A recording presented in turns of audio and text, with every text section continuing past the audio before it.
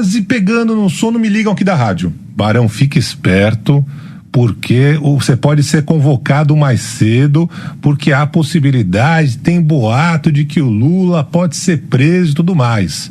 Todo mundo passou a madrugada, já tinha dormido quase nada, né? Dias, né? O que deu credibilidade a esse rumor, né, Barão? O que deu credibilidade? O fato de que o blog da Cidadania, que é assinado pelo Eduardo Guimarães, ele acertou muito, ele foi muito preciso quando ele divulgou, com alguns dias de antecedência, a prisão coercitiva do Lula, a condução coercitiva do Lula.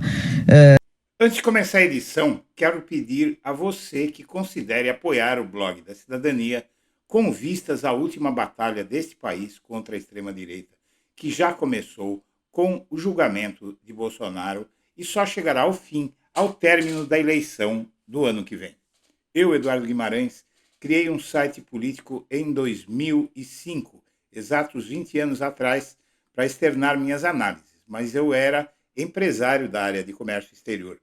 Antes fora industrial, mas ao começar a falar publicamente de política, minha visão atraiu muitos leitores.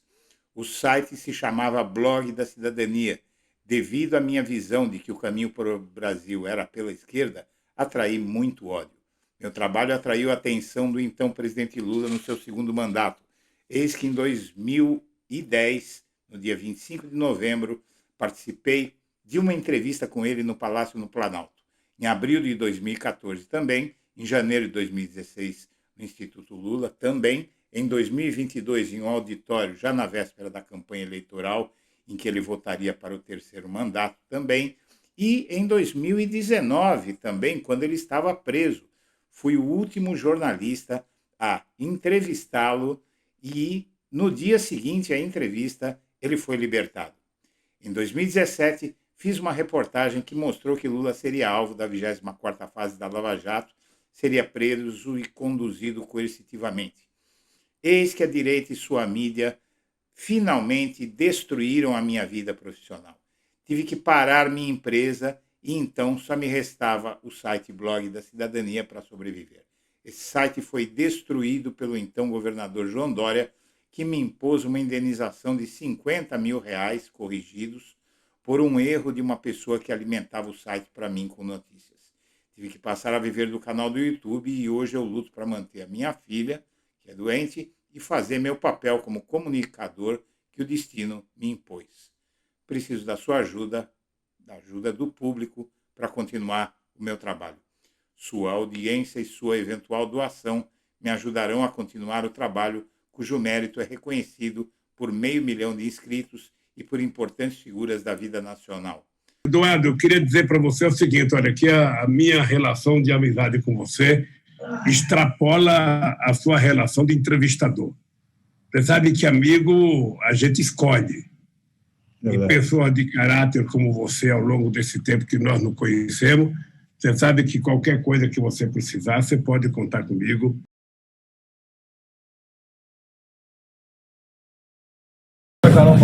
Nós estamos aqui com os deputados da oposição, estamos aqui com o nosso líder do PL, deputado Sóstenes, que também fará uso da palavra. Na verdade, está um pouco chateado porque o protagonismo hoje não era dos parlamentares. Nós estamos aqui, do nosso lado, familiares e advogados que tínhamos entendimento que vocês iam gostar de conversar. Mas, respeitando, logicamente, as decisões, e depois o deputado Sóstenes vai também tecer alguns comentários, eu vou solicitar para que a imprensa, após o termo dessa coletiva, converse também com os familiares que estão separados dos deputados, e aqui os deputados fizeram um trabalho hercúleo para poder reunir depoimentos. Aqui nós temos senhoras, jovens, idosos que queriam falar com a imprensa hoje.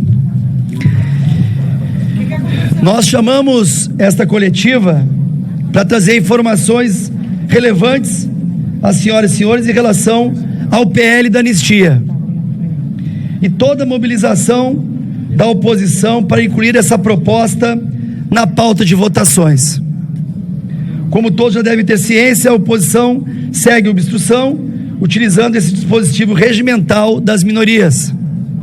Nossa causa é nobre, a defesa da democracia e a luta contra o estado de exceção que se instaurou no nosso país. Acreditamos que nenhuma pauta é mais importante do que fazer justiça para centenas de presos e perseguidos políticos. Hoje, estamos fazendo a entrega formal do relatório de uma associação dos presos e vítimas do 8 de janeiro. Um dossiê que aponta uma série de abusos e irregularidades na prisão. Cerca de 1.500 pessoas foram detidas em frente ao quartel-general no dia 9 de janeiro, incluindo idosos, crianças, pessoas com comorbidades, mesmo sem evidências de participação nos atos de depredação. O relatório, que toda a imprensa terá acesso, menciona diversas violações de direitos durante essas prisões, entre elas o impedimento de contato com advogados, proibição de acompanhar seus clientes na fase de triagem, negativa de acesso aos autos de processos antes das audiências. Segundo o dossiê apresentado por essa associação, o Ministério Público Federal teria apresentado denúncias sem individualizar as condutas dos acusados, o que contraria o Código de Processo Penal. As denúncias foram recebidas e julgadas em plenário virtual, o que teria prejudicado a defesa.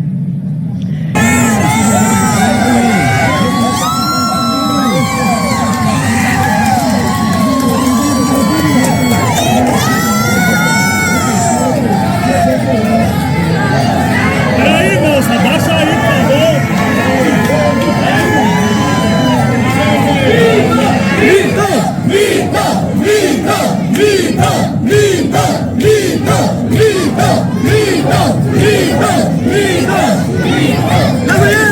Nosso presidente! Não!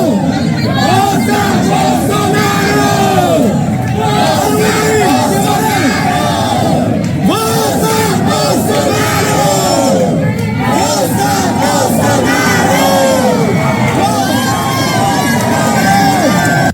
Força Bolsonaro! Força Bolsonaro! Força Bolsonaro! Força... Bom dia, senhoras e senhores. Hoje é 13 de abril de 2025. São 9 horas da manhã. A Polícia Federal flagrou um novo plano de golpe e Alexandre de Moraes reage em nome do STF. Projeto de anistia aos golpistas integra um plano maior de tentativa de golpe antes do fim do julgamento da tentativa anterior. As autoridades não têm mais dúvida de que está em curso um novo plano de golpe no país. Só o que não se sabe ainda é a extensão, mas a ideia é de que o plano seja desfechado antes da conclusão do julgamento do primeiro núcleo golpista, o de Bolsonaro, e isso deve acontecer em setembro. Nesse contexto, na semana que finda, foi posto em prática um dos vários golpes para ganhar tempo, empurrar o processo para frente, a fim de que, antes da nova intentona golpista, seja aprovada a anistia no Congresso. Ah, Eduardo, mas se o Congresso aprovar, o STF veta. É verdade.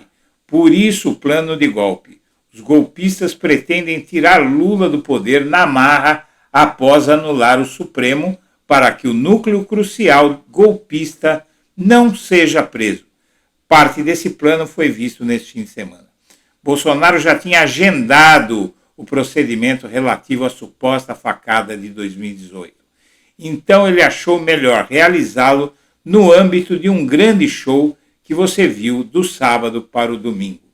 Primeiro ele finge mal-estar, vai para o hospital em Natal, no Rio Grande do Norte, e se interna, teve um mal-estar em Santa Cruz, vai para lá, se interna e aí faz todo esse show para se vitimizar e tentar, inclusive com a cirurgia, que vai ser feita com todo esse estardalhaço, atrasar o início do processo, porque ele tem prazo de 5 dias para apresentar a sua defesa. São 5 dias úteis. O prazo começa na segunda-feira e vai até a sexta-feira. Na próxima sexta-feira termina o prazo. Porém, a cirurgia, ele pretende que seja algum tipo de desculpa para que os advogados não trabalhem. Vamos ver no que vai dar. Provavelmente não vai dar em nada, porque não tem nada a ver uma coisa com a outra. Os advogados não estão sendo operados. Quem está sendo operado é o Bolsonaro. Porém, Alexandre de Moraes, diante desses planos golpistas, que você vai ver agora a ideia de onde vem, ele reage no âmbito dessa guerra surda e acaba de tomar uma decisão que vai acelerar o que estão tentando atrasar. Vai acelerar muito o julgamento, impedindo estratégia do plano golpista de aproveitar um vácuo legal para derrubar STF e Lula, tudo de uma vez só. Bom, você viu o Bolsonaro saindo do hospital, caminhando tranquilamente, acenando, né? Você viu a imagem dele no avião, fazendo coraçãozinho, dando aquele sorriso cínico que todos conhecemos, né? Esse famigerado sorriso de deboche do Jair Bolsonaro, e ele está tudo menos combalido. Não tem nada. Os procedimentos que ele faz nesse suposto ferimento, eu digo suposto porque há aí algumas questões que foram levantadas que tornam muito estranha essa facada, não é? Eu sempre achei que ela tinha realmente acontecido, mas eu acabei tendo algumas dúvidas. Seja como for, o fato é que o Bolsonaro está tudo menos doente. Ele está como estava antes, ele tem um problema que precisa ser corrigido. Mas aí ele inventa o mal-estar, vai para o hospital de emergência, de helicóptero. Você acha que é necessário uma pessoa que está nessa situação que você está vendo ser transportado numa UTI aérea, de um helicóptero UTI, um jatinho UTI? Ele foi num jatinho UTI, segundo informaram. Para que isso? O sujeito está bem. Ele poderia muito bem viajar em qualquer avião de carreira, num jatinho comum, não precisava de UTI, nem de ambulância. Para que ambulância? É só entrar no carro e ir para o hospital, ele não está passando mal. É tudo um show. Muito bem. É uma cirurgia bem extensa, diz o médico sobre a situação de Bolsonaro.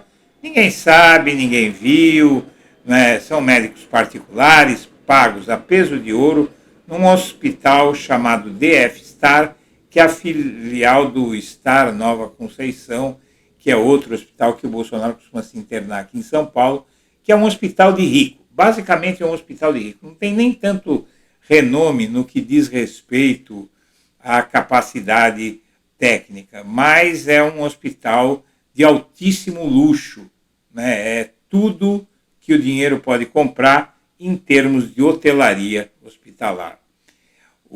Enquanto isso, o projeto de anistia ele está sendo levado a fundo com uma sofreguidão do bolsonarismo que a gente se pergunta, mas para que tudo isso? Onde eles querem chegar com tudo isso? Porque o STF já disse que não tem a menor possibilidade, o Alexandre de Moraes falou, inclusive, que não vai rever pena de ninguém agora, que vai julgar, vai condenar, o pessoal vai começar a cumprir pena, e lá na frente vamos ver, caso a caso, os recursos dos apenados.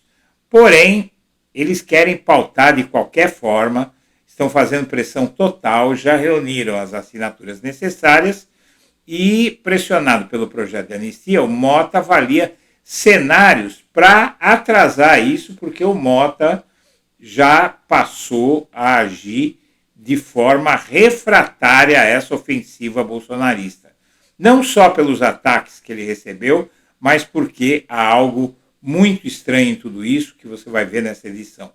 Deputados dizem que a oposição venceu narrativa com assinaturas para urgência e não sairá de mão vazia. A oposição não venceu nada. A maioria da sociedade, mostram as pesquisas Datafolha e Quest, não quer anistia alguma. Mas, pressionado há mais de 2 meses, o Hugo Mota já enfrenta esse desafio e, nesse cenário, o requerimento de urgência para a proposta, que alcançou o número mínimo, pode ser usado por Mota para sinalizar que a matéria tem tração na Câmara. Diante da repercussão negativa, ele diz o seguinte: cabe ao Congresso fazer a mediação com o Judiciário das questões envolvendo o 8 de janeiro que parlamentares estão fazendo sobre penas elevadas. Conversar, sim, cabe ao Congresso, mas revisar pena é judiciário, afirmou. Não tem anistia nenhuma, como quer Bolsonaro. O líder do PT na Câmara, Limberg Farias, disse ao longo da semana que essa é uma pauta do Hugo Mota. E o Hugo Mota já sinalizou que não vai colocar em votação isso agora. Aliado tentou, inclusive, convencer o Hugo Mota a travar a anistia com a ajuda do STF. Vamos ver no que vai dar. Antes da oposição conquistar 257 assinaturas para acelerar a tramitação da proposta, um deputado aliado de Hugo Mota tentou convencê-lo a impetrar o mandado de segurança junto ao STF para travar essa pauta na Câmara. Para que o mandado de segurança? Pelo seguinte, como a oposição está com o projeto com assinaturas suficientes, ele quer um respaldo legal para recusar a colocação em votação desse processo. Muito bem, o PL na anistia, inclusive, juristas dizem que, ao contrário do que o bolsonarismo alardeava e o que o próprio Bolsonaro dizia, esse projeto abre brecha para reverter as condenações dele. Ele tem dito que o texto não é para beneficiá-lo, mas o projeto prevê anistia não só para quem participou dos atos de 8 de janeiro, mas também para aqueles que apoiaram por qualquer meio as ações. Veja bem, a versão mais recente do relatório do projeto de lei que anistia os envolvidos nos ataques de 8 de janeiro de 2023 tem brechas que podem beneficiar o ex-presidente, de acordo com especialistas em direito. O Bolsonaro está inelegível por ataques ao STF e em outros processos é réu no Supremo sobre acusação de tentativa de golpe. De acordo com juristas, o texto atual da anistia dá margem para reverter as possíveis condenações futuras contra Bolsonaro que envolvem os questionamentos do resultado das eleições de 2022. Parte deles também vê espaço para reverter a inelegibilidade nesse processo. Ele é muito amplo, mas ele tem um veneno contido dentro que você já vai entender. O líder do PL diz que não, mas o Flávio Bolsonaro, inclusive, também agora admite que a anistia beneficia Bolsonaro. O líder do PL diz que o projeto não anistia, mas o Flávio Bolsonaro reconheceu que anistia. Disse em entrevista, em outubro de 2024, que acreditava que em algum momento, antes de aprovar essa anistia, para que as pessoas que foram injustiçadas e presas no 8 de janeiro sejam soltas, isso vai direto ou indiretamente refletir no Bolsonaro. E vai mesmo. Inclusive, é por isso que ontem houve um evento nos Estados Unidos, o Brasil Conference, em Harvard, e tanto o Procurador-Geral da República como o chefe da Polícia Federal criticaram duramente a anistia e rechaçaram qualquer possibilidade disso acontecer, junto com o Alexandre de Moraes. E eles falaram da gravidade do que foi feito e que, se houver essa anistia, vai acontecer de novo. E vai mesmo, você já vai ver. A Polícia Federal começou a se preocupar muito, a acelerar tudo o que vinha fazendo, após localizar um grampo no celular de assessora de Carlos Bolsonaro. A Polícia Federal encontrou aplicativo de monitoramento celular da assessora do vereador Carlos Bolsonaro e as informações constam em petição sigilosa apresentada pela PF ao Supremo no âmbito da investigação que apura a estrutura legal de espionagem dentro da ABIN paralela, que tem muita relação com tudo isso que estamos vendo aqui agora. ministros do STF estão fazendo pressão total sobre o governo Lula para retirar as assinaturas da base governista. O que acontece? A base governista, nós estamos falando do PT, nós estamos falando do PSOL, né? Nós estamos falando de partidos de direita que estão na base governista. Por exemplo, o PP, o Republicanos, né? São partidos que estão na base governista, mas estão querendo anistia. E os deputados, mesmo tendo o partido vários cargos, esses partidos da base governista de direita, vários cargos no governo, eles assinaram a anistia. O STF enviou recados ao Lula sobre a necessidade de entrar em campo para retirar voto de apoio à anistia. Mais de 100 deputados e partidos da base Lula assinaram a urgência da proposta. É que a imprensa fala isso assim, sem especificar. Tem que ver que não são os partidos de esquerda, são os de direita. Muito bem. O fato é que o PL da anistia não só perdoa aqueles que tentaram golpe, não é só isso. O PL da anistia autoriza golpe. Os projetos de anistia usam pretexto de salvar manifestantes, mas visam proteger e livrar líderes do golpe, os generais e Bolsonaro. As máscaras caem nos textos das propostas de anistia que terminam no Congresso. Os projetos, uns apensados a outros, usam o pretexto de salvar as pessoas que quebraram as sedes dos três poderes para anistiar todos os autores intelectuais e financiadores do golpe de Estado. O projeto, na versão de setembro de 2024, também ameaça a justiça. A investigação, o ato de oferecer ou receber denúncia e a persecução penal contra esses manifestantes serão considerados abuso de autoridade. É um golpe do legislativo contra o judiciário e abre as portas para golpes de Estado futuros. O PL, Projeto de Lei 2858, foi apresentado em novembro de 2022 pelo então deputado-major Vitor Hugo e estabelecia que estavam anistiados todos os manifestantes, caminhoneiros e empresários dos protestos em estradas e unidades militares do dia 30 de outubro em diante. O relatório do deputado Rodrigo Valadares, de setembro de 2024, amplia o escopo e significa uma licença para golpes de Estado no Brasil, passados e futuros. Estabelece que ficam anistiados todos os que participaram de manifestações com motivação política eleitoral no dia 8 de janeiro até a entrada em vigor dessa lei. E, logo depois, diz, fica também concedida anistia a todos os que participaram de eventos subsequentes ou eventos anteriores aos fatos acontecidos em 8 de janeiro de 2023, desde que mantenham relação com os eventos acima citados. Fica perdoado tudo aquilo pelo qual militares de alta patente e Bolsonaro foram denunciados e se tornaram oficialmente réus. O projeto atinge, inclusive, sentenças não transitadas em julgado. Anistia quem nem foi ainda condenado. Como o texto restabelece que a anistia vale para os atos até a data da publicação, qualquer crime contra a democracia a ser cometido nos próximos meses já está perdoado antes de ser perpetrado. É uma licença para dar golpe nos próximos meses. Minha amiga, meu amigo, durma com um barulho desse. Muito bem, aí o Alexandre de Moraes, como sempre, né, o hoje inegável campeão da democracia, ele adotou uma estratégia que puxa o tapete dos golpistas. Por quê? Que o STF vai vetar, mas ele quer vetar esse projeto de anistia, essa lei. Na verdade, ela não vai chegar a ser promulgada, o STF não teria que vetar nada, mas enquanto não for para o Senado, enquanto não for votada, haverá uma lei de anistia flanando, pairando sobre o Brasil, aprovada já em uma das casas do Congresso, não é? E o Alexandre de Moraes, então, tomou uma atitude para acelerar muito o julgamento. Você vai entender, é um pouco complexo aqui, mas eu não vou me limitar a ler, eu vou dando as explicações.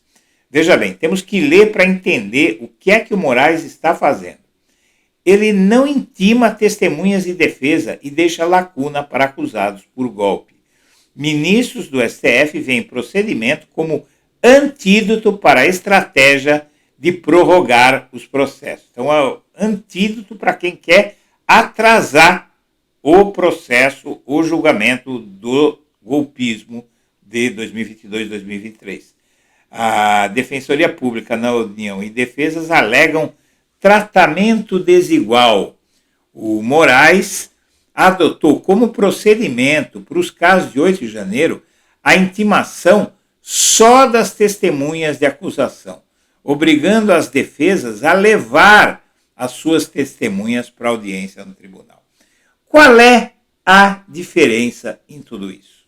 Muito bem, se o STF intimar as testemunhas de acusação, porque os bolsonaristas eles fizeram algumas estratégias de convocação. Se o STF intimar essas testemunhas, tudo isso vai atrasar muito. E você vai entender agora. A prática tem causado receio, a prática de não intimar, de o Supremo não intimar as testemunhas que está levando, tem causado receio entre os advogados e a ação penal do núcleo central da trama golpista, aberta pelo tribunal, vai ser afetada por isso. 5 advogados disseram que a falta de intimação de testemunhas pode inviabilizar depoimentos considerados cruciais para os acusados. O que acontece? Você tem 2 situações. Uma situação é o advogado dos bolsonaristas e do próprio Bolsonaro chegar para alguém e dizer: você pode testemunhar a favor do Jair? Ou então, o seguinte, indicar uma testemunha que não tem nada a dizer ou que não quer depor. Né? Então, por exemplo, os golpistas, eles indicaram o próprio Lula. Outros golpistas indicaram o Moraes. Mas vamos em frente para a gente explicar à luz de todos os fatos expostos. A estratégia de Moraes ainda pode frustrar os planos de alguns denunciados de tumultuar o processo com a inclusão de testemunhas sem relação com a trama golpista só para atrasar o processo. 3 ministros do STF afirmaram que o procedimento adotado por Moraes, mesmo não sendo mais convencional, é um antídoto válido contra as defesas que tentam arrastar o processo por um longo período. A Defensoria Pública da União questionou a falta de intimação e pediu a mudança do procedimento, mas não vai rolar. O Alexandre Moraes negou. As testemunhas arroladas vão ter que ser apresentadas pela defesa em audiência. Então, a defesa que se vire para, no dia da audiência, marcada pelo Moraes, levar lá as testemunhas que eles querem. E decretou Moraes: fica indeferida desde já a inquirição de testemunhas, ou seja, o interrogatório de testemunhas meramente abonatórias. Então, primeiro, o Moraes proibiu aqueles que vão lá para falar bem. Né? Então, vão mandar alguém lá para dizer: olha, o Bolsonaro é uma maravilha, a 10ª maravilha da natureza, ele é bonito, ele é lindo, ele é inteligente, ele é o máximo. Não. Isso não interessa para o processo e o Moraes vetou. Testemunhas que vão lá para elogiar e para dar testemunhos sobre o caráter do acusado, essas coisas. Os depoimentos devem ser substituídos por declaração por escrito. Quer elogiar o Bolsonaro? Tudo bem, escreve um textão aí. O caso chegou a ser debatido no plenário no último ano e os ministros negaram o pedido de nulidade do processo por falta de intimação das testemunhas de defesa. Então, na verdade, agora, né, eles estão questionando a não intimação. E aí o STF reagiu. Não se pode cogitar nulidade em razão de determinação no sentido de que a parte que é interessada apresente as testemunhas que arrolar e disponibilizar. A primeira turma do STF disse ainda que a Corte já declarou por unanimidade que é válida a possibilidade no processo penal. Então, tem leis que sustentam essa tomada de decisão. O Moraes é o relator e ele já decretou isso inapelavelmente. A defesa de de Bacelar, de um dos réus, um deputado do PL da Bahia, apresentou uma lista de 7 testemunhas em caráter de urgência. A defesa da maioria dos denunciados apresentou ao Supremo um rol de testemunhas. O advogado, aí vem a má-fé. Aquele advogado que fez escândalo no STF, que foi almoçar com os militares no dia do golpe, o Sebastião Coelho, que defende o Felipe Martins, arrolou 29 testemunhas, incluiu o próprio Alexandre de Moraes e o assistente dele, o Eduardo Talhaferro, aquele que se envolveu no caso de umas mensagens do Moraes para o próprio Moraes, divulgada pela Folha, né, para ajudar o Bolsonaro. Depois você tem o Jeffrey Chiquini, um advogado picareta do tenente-coronel Rodrigo Azevedo. A defesa dele elencou delegados da Polícia Federal. Então, o que eles queriam? Se ele for lá para o Moraes, para o delegado da Polícia Federal, para qualquer uma dessas testemunhas, que não tem nada a ver, elas vão dizer, não, deponho, não vou depor coisa nenhuma. O Moraes vai falar, eu não vou depor para ninguém. Mas se o tribunal intimar, aí as pessoas têm que depor, querendo ou não. A PGR, aí a defesa, sim, vai conseguir intimar as testemunhas. A PGR elencou 6 testemunhas para serem intimadas pelo STF. Marco Antônio Freire Gomes, o Éder Sabino, Ibanez Rocha, ex-governador hoje de Brasília, Clebson Vieira e Adiel Pereira Alcântara. Então, minha amiga, agora a Polícia Federal está acelerando cada vez mais. Houve esse evento em Harvard, com Gonê, com Andrei Rodrigues, e a Polícia Federal está acelerando as investigações contra a BIM paralela e a ofensiva para capturar os réus foragidos do 8 de 1 que estão na Argentina e terminar esse processo até setembro, para que os embargos sejam julgados em outubro. O embargo de declaração seja julgado em outubro e em novembro sai o acórdão e a ordem de prisão dos golpistas condenados, inclusive do chefe. Senhoras e senhores, eu agradeço a atenção e deixo meu abraço para todo mundo.